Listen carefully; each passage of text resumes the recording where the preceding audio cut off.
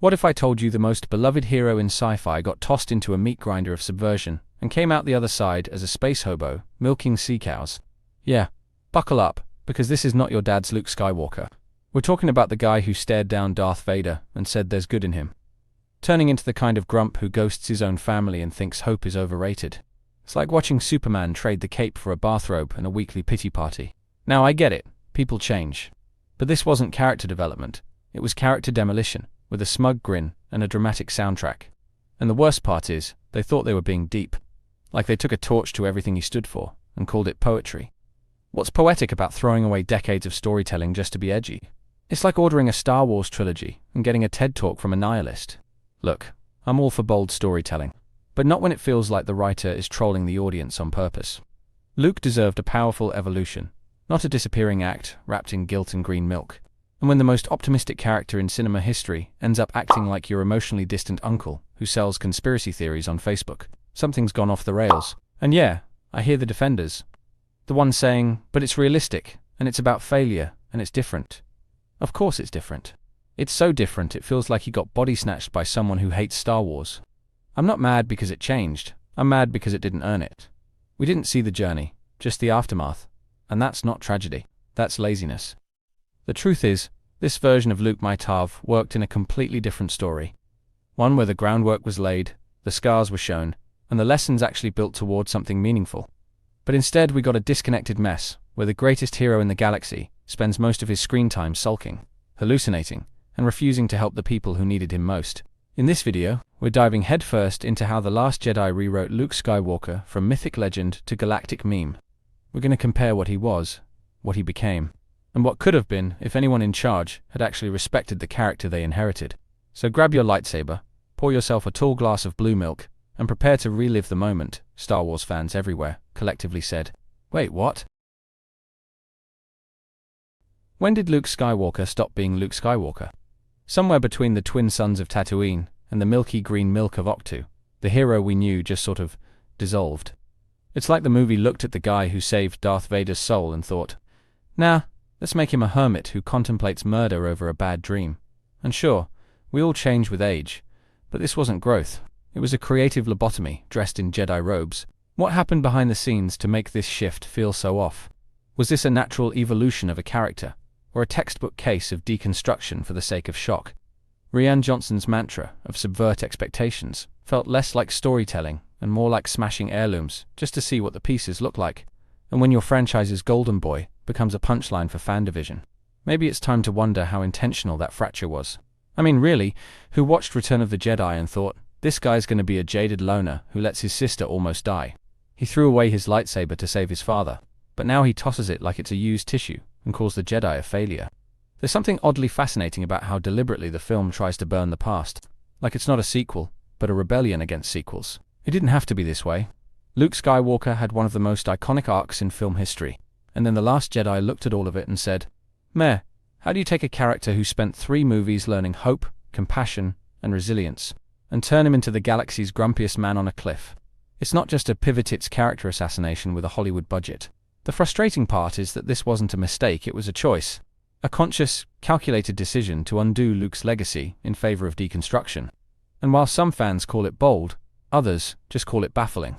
Because when your protagonist spends the film avoiding action, dodging responsibility, and literally vanishing into the Force, maybe you've missed the point of who he was in the first place. Remember Luke's final moments in Return of the Jedi. He looked death in the face, refused to strike down Vader, and believed there was still good in him. Flash forward to The Last Jedi, and he's standing over his nephew's bed like a guy deciding whether or not to unplug the Wi-Fi. It's not growth. It's regression masked as maturity, and it spits in the face of everything that made him matter. We're told Luke felt guilt and fear.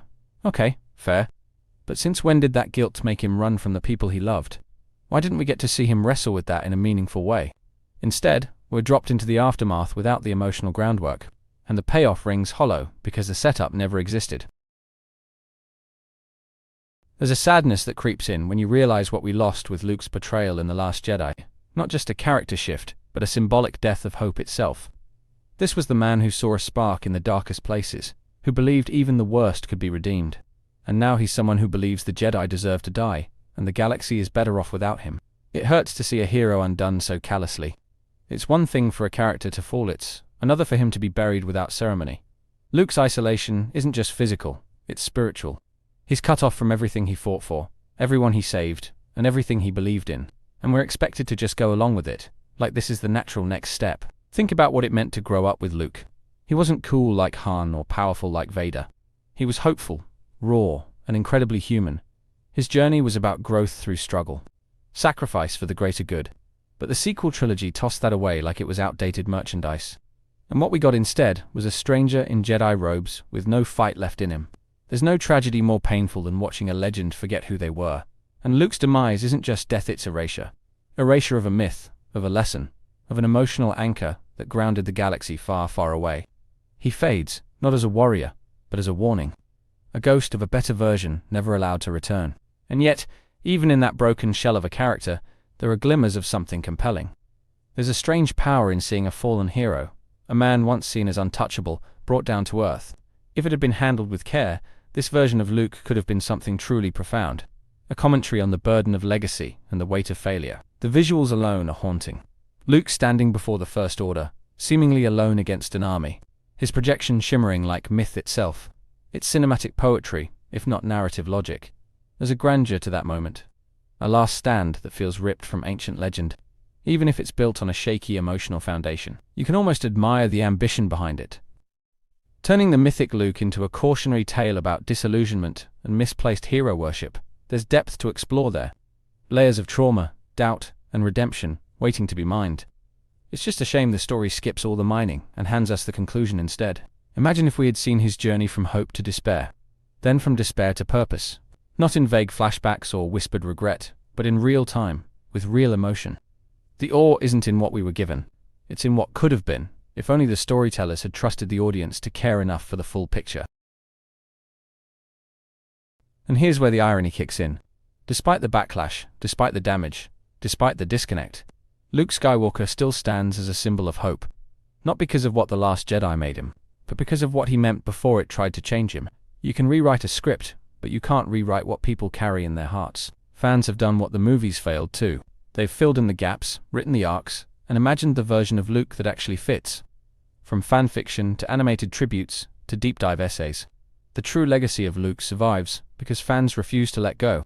They didn't see a broken man on an island, they saw a challenge to remember why he mattered.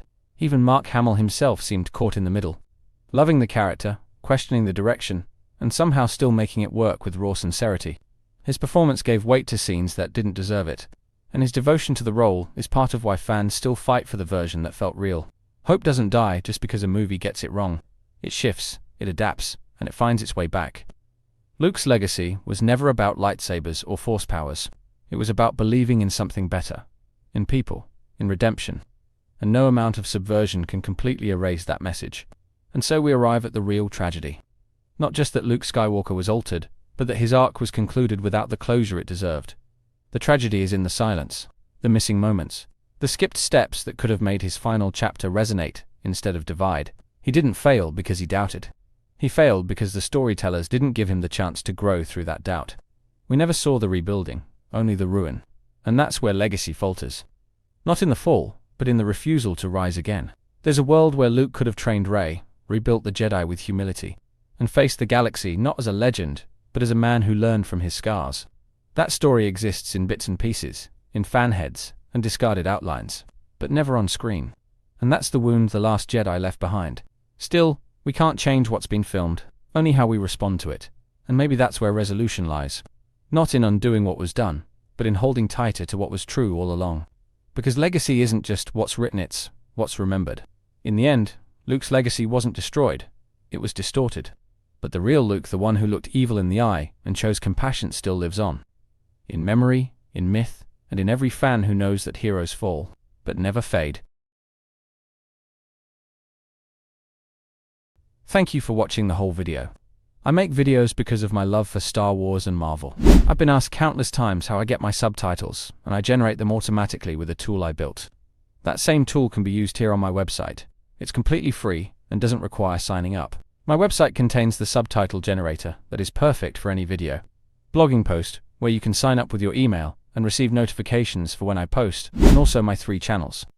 Critical Analysis Hub focuses on Star Wars and Marvel movies.